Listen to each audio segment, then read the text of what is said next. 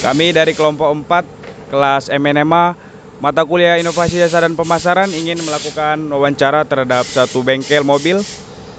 Sebelumnya izinkan kami perkenalkan diri, nama saya Julius Nababan. Nama saya Vincent. Nama saya Oswin. Nama saya Kenneth Daren. Oke, dan kami akan melakukan wawancara.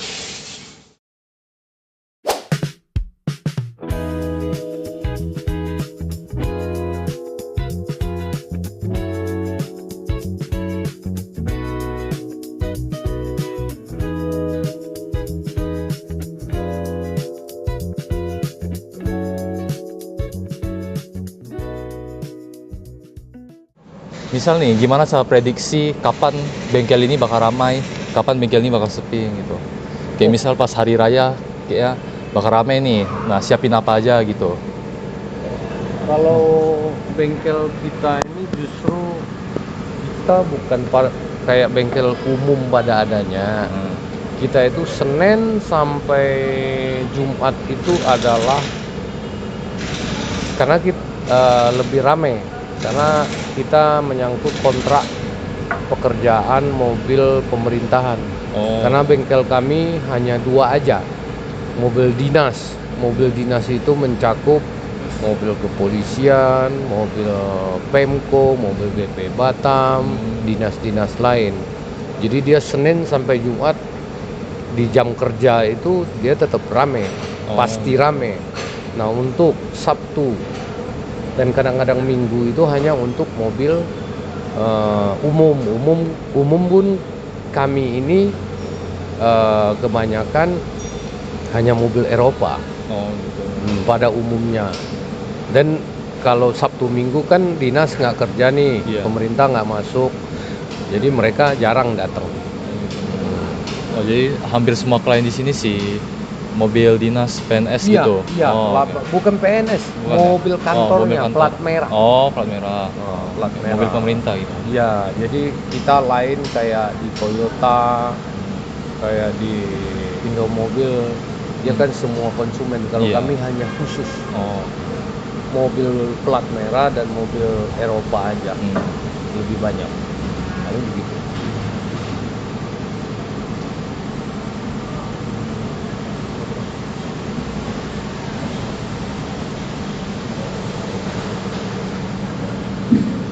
Baru strategi Pak apa yang waktu dipakai itu waktu bengkel ini lagi sepi gitu. Contohnya apalah yang Bapak lakukan kalau bengkel ini sepi biar ada tetap kerjaan gitu. Kalau bengkel lagi sepi itu biasanya kerjaan yang belum selesai, ya, yang masih nunggu spare part, ya, biasanya kita kejar spare partnya, ya kita mulai ngerjain. Yang terhutang lah, terhutang kerjaannya, itu yang paling ini. Karena kalau kami sudah rame, nanti nggak kepegang lagi. Biasanya kalau buat dapatin spare part Eropa itu gimana itu, Pak? Saya biasanya kalau dia katakan dia baru, kita order, pesen di toko order ya. Kalau dia copotan, kami biasanya berangkat setiap bulan, kami berangkat ke KL beli. Jadi langsung beli di Eropnya sana. Enggak di KL, Kuala Lumpur. Kayak gitu. Terus di sini kira-kira pengerjaannya satu mobil berapa lama nih? Tergantung kerjaannya, permintaannya. Kalau ganti oli servis itu perkiraan paling lama setengah jam.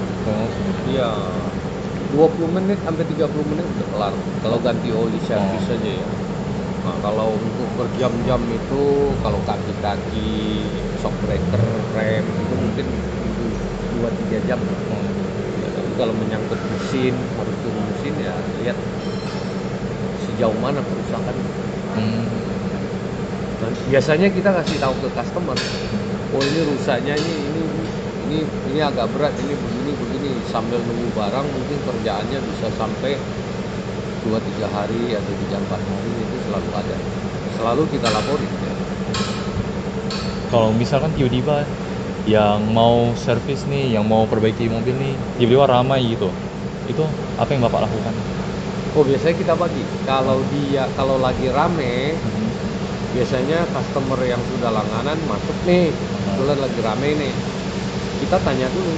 Kalau hanya yang simple kayak ganti oli, spring up, servis ganti busi, biasanya kita sisihkan slot lah buat dia karena langganan juga kan, dan itu tidak terlalu makan waktu terlalu lama. Terkecuali kalau dia, oh ini mesinnya pincang, butuh waktu, biasanya kita minta dia jadwal ulang. Ya, kita jadwal ulang besok jam berapa dia boleh datang.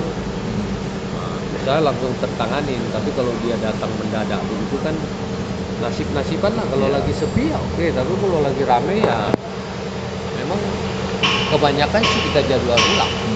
Oh, berarti sini ada sistem booking gitu ya? Ada. Dia harus booking.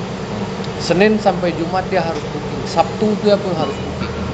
Ya, saya mau masuk mobil besok jam sekian, boleh nggak? Ya, biasanya kita kasih tahu, oke, dia antara jam segini, ya, jam 9 sampai jam 10. Nah, kalau dia nggak datang, slot itu kita udah kasih ke yang lain. Karena nggak mungkin kita nunggu dia udah siap. Tentang bagaimana cara bengkel menangani kalau misalnya kayak ada kesalahan gitu, kayak pelanggan komplain. Kalau pelanggan komplain, Iya. ya sudah kita lihat komplainnya apa. Sejauh masih pekerjaan yang kita tanganin itu yang dikomplain, ya tetap ada garansinya kan. Ya, tapi kan masa garansi itu berlaku, ya, bisa 3 hari, bisa 3 minggu, bisa 3 bulan, kan tergantung. Tapi kalau di luar dari pekerjaan kita itu yang dia komplain, biasanya kita menjelaskan ini tidak ada hubungannya dengan kemarin kita kerjain begini. Jadi semisal jika ada kayak pengerjaan nih, karyawan Bapak ini mereka yang membuat kesalahan, itu ada nggak pelatihan gitu untuk staf-staf atau karyawan di sini? Oh, kalau untuk apa? Untuk mekanik yang kurang lebih ada inilah ya, kalau di istilah itu ada peningkatan apa namanya, keilmuan ya. Kami itu di sini nggak ada. Kami tidak sama dengan ATPN, mereka sekolahin kemana, kami nggak ada. Rata-rata peningkatan itu begitu saya nilai dari helper dia udah bisa jadi mekanik yang biasa, udah bisa kita naikin. Biasanya mulai dari helper itu udah kita arahin. Oh, orang ini dia jagonya di kabel-kabel, ya kita dorong dia, kita beliin komputer, beliin apa, suruh dia belajar, scan apa, itu yang kita majuin. Tapi kalau untuk yang lain, umpamanya dari helper kita udah lihat dia malah sukanya betulin mesin, ya kita arahinnya ngikut chip mekanik yang mesin. Jadi jauh lebih cepat karena dari hobinya dia sama keahlian dia maju lebih cepat dia nguasain. Itu biasanya begitu.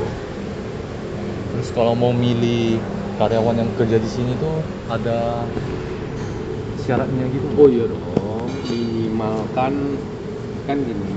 kan ya CV-nya kita lihat. Terus kalau saya pribadi sih lebih cenderung dia tinggal di mana dulu. Kalau dia tinggal di Batu Haji terus tinggal sama keluarga jauh tuh, nanti alasannya banyak biasanya. Ya, cuaca lagi. Kita lebih milih dia yang lebih dekat. Nah, tapi itu salah satu ini aja ya, salah satu syarat. Lebih banyak sih karyawan kami itu mulai dari dia PKL di sini sudah kami minta di sekolah. Kalau dia PKL sudah 3 bulan itu udah ketahuan tuh rajinnya, disiplinnya, wataknya, dia udah ketahuan. Biasanya kalau begitu udah 6 bulan, kalau dia 6 bulan ya, biasanya kalau dia hanya PKL 4 bulan, 3 bulan kami sudah minta ke sekolahnya. Biasanya kami kecualikan, dia tetap lanjut. Dia kalau ambil siang pagi dia boleh kerja.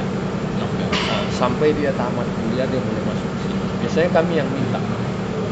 Jarang mereka itu mendaftar balik lagi. Karena jauh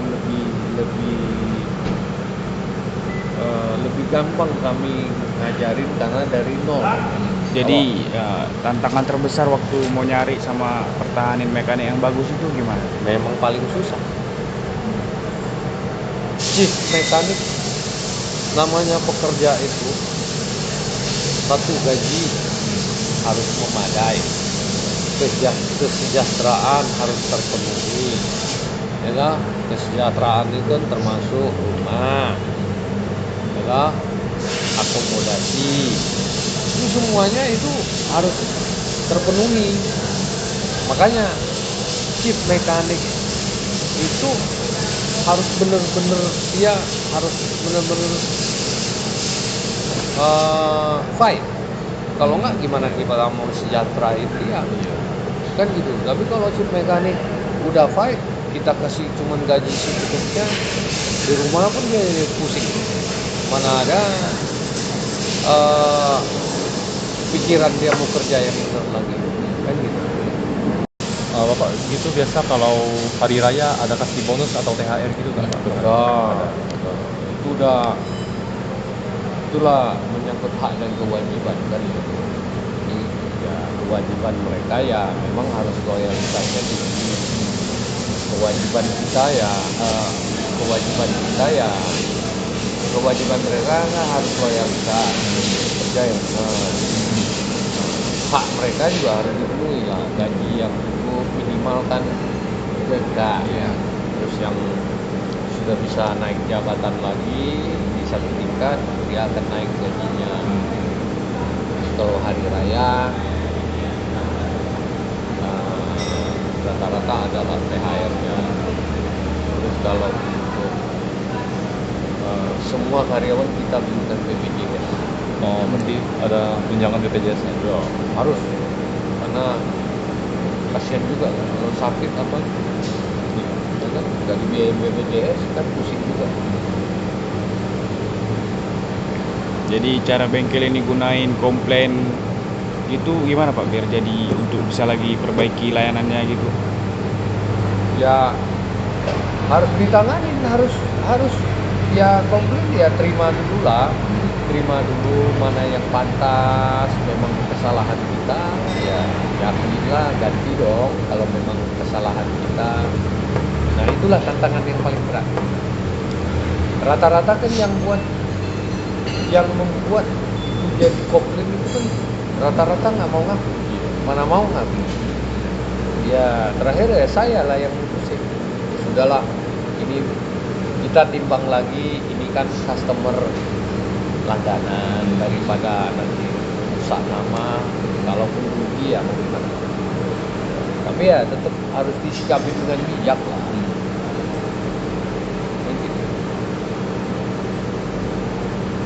Terus bahas tentang langganan. Kalau misalkan ada customer baru masuk, itu cara Bapak gimana sih biar customer baru nih mau jadi langganan di sini? Oh biasa, kalau gitu biasanya kita ngajak ngobrol, cerita tentang mobil, biar dia nyaman dulu kan. Biasanya customer aku rata-rata kalau yang di luar dari dinas, biasanya betah-betah.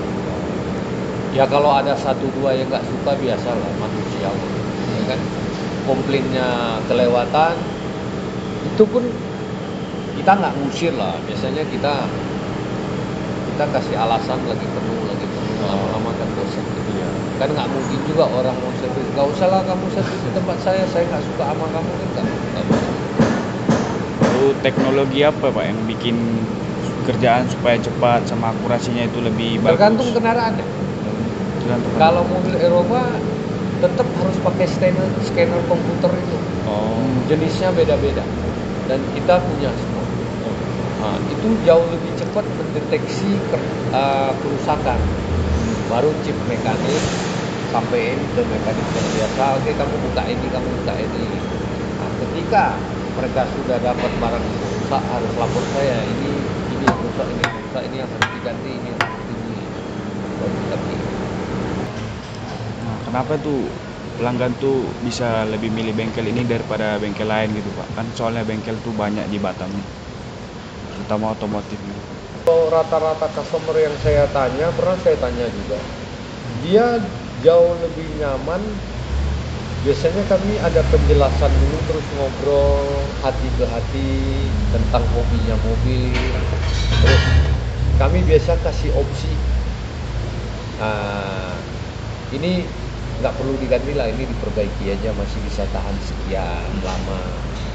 Kalau di bengkel lain kan, apalagi di ATPM itu di agen tunggal ya, kayak Indomobil, kayak Toyota.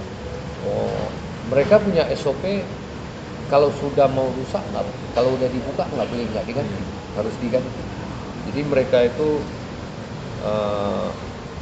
sifatnya kalau sudah buka ganti aja. Kalau kami enggak, kalau masih layak, kira-kira masih bisa tahan 6 bulan, kita akan jelasin sama customer, ini nggak usah diganti dulu, ini masih bisa tahan, kita perbaiki aja. Pak, untuk kedepannya Bapak ada rencana gitu gak? Kayak untuk mengembangkan bengkel ini lebih besar gitu? Ada sih, cuman kita SDM-nya agak berat. Satu itu. Kedua, kita juga menimbang bahwa Batam ini pangsa pasarnya kecil. Susah juga buka cabang di Batu Haji. Sama aja customer kita yang di Batu Haji ke sana. Sama aja kan. Jadi dua biaya, pemasukannya juga sama. Berat juga. Itu apa yang dilakukan bengkel ini untuk menghubungi pelanggan Pak setelah servis gitu? Biasanya kita reminder kalau servisnya sudah waktunya. Paling itu aja. Tapi rata-rata kalau customer kita biasanya lebih banyak dia menghubungi kita karena waktunya udah nyampe atau ada kendala apa-apa. Cara bengkel ini untuk mengukur kepuasan itu ada nggak Pak? Google review atau scan gitu, kasih kritik saran? Kamu lihat di YouTube dia ada. YouTube ya? Nah, kamu lihat di ABM Otomotif YouTube. Ada itu. Komen-komennya ada. Biasa mereka lewat itu. Ada di Selain YouTube, ada pakai sosmed apa gitu lagi? nggak ada. Kita nggak pakai sosmed. Menurut Bapak, bagian bengkel apa yang paling penting untuk membuat pelanggan tetap merasa nyaman berada di area sini, seperti kayak ruang tunggu, kebersihan di sini, keamanan di sini? Sebenarnya kalau pelanggan kita kan kebanyakan udah kayak teman sendiri. Jadi lebih nyaman itu sebenarnya kita ngobrol itu tidak kayak customer sama yang punya bengkel, udah kayak teman. Kayak tadi itu teman, itu customer semua tuh. Tapi ya kalau biasanya mereka datang kalau jam makan, ya udah kita pergi makan, ngobrol. Jadi udah kayak teman sendiri. Sama kalau safety di sini gimana Pak? Biar mekanik tuh aman pas kerja gitu. Kalau safety, kita dulu pernah jalanin harus pakai seragam yang lengkap, terus harus pakai safety boot. Cuman ada beberapa mekanik yang perlu khususnya yang bagian kolong kaki ya, mereka agak keberatan, nggak leluasa. Itu yang bikin, memang itu salah satu pusing juga. Tapi kalau yang lain yang kerjanya mekanika tidak, ya aman lah. Terus kalau untuk safety yang lain kayak pemadam api, lengkap semua. Kita lengkap semua. Pakai WRPA juga nggak itu? Awalnya kita pakai WRPA.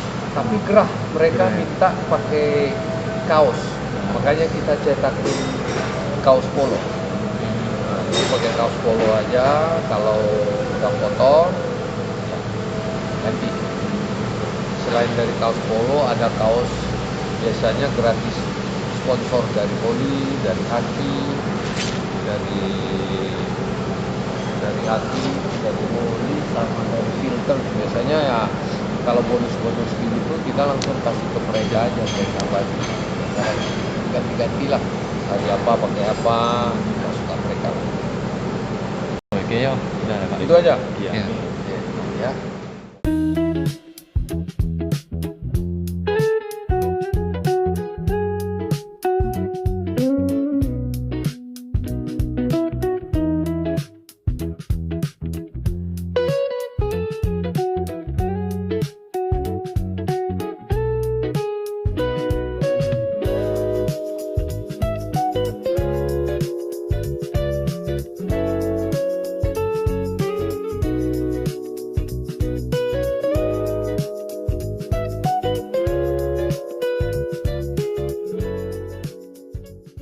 Baiklah, kami sudah melakukan wawancara. Sekian dari kami, jangan lupa like dan subscribe.